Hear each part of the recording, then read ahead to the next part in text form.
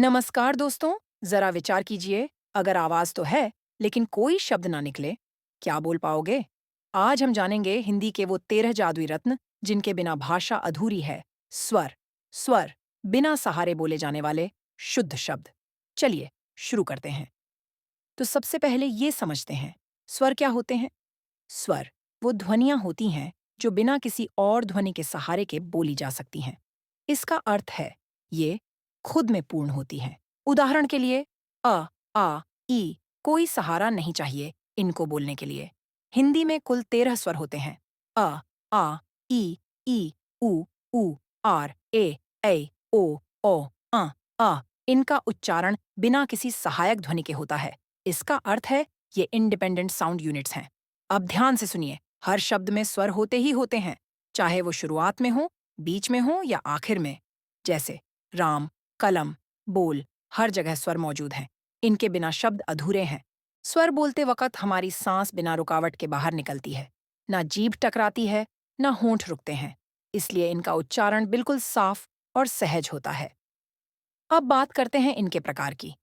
इन 13 स्वरों में से कुछ को कहते हैं मूल स्वर, जैसे अ, आ, ई, उ। बाकी को कहा जाता है संयुक्त स्वर, जैसे ए, ओ, आ, आ। मतलब दो ध्वनियों से मिलकर बने स्वर। जब इन स्वरों के साथ व्यंजन जुड़ते हैं, तभी बनते हैं संपूर्ण शब्द। उदाहरण के लिए क प्लस आ, आस का, गी प्लस आई, हांस की स्वर जोड़ने से ही शब्दों में जान आती है।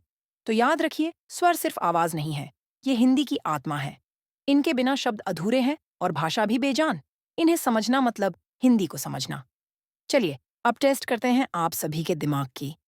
पहला प्रश्न, हिंदी में कुल कितने स्वर होते हैं? इसका आंसर है इसमें स्वरों की संख्या 13 होती है।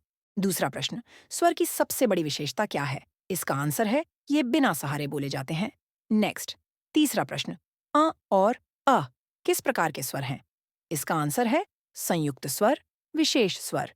और अब चौथा प्रश्न, ए किस श्रेणी का स्वर है? इसका आंसर है संयुक्त स्वर। और अब आखिरी प्रश्न, क प्लस ई मिलाकर क्या बनेगा? इसका आंसर है क और ई मिलकर की बनेगा।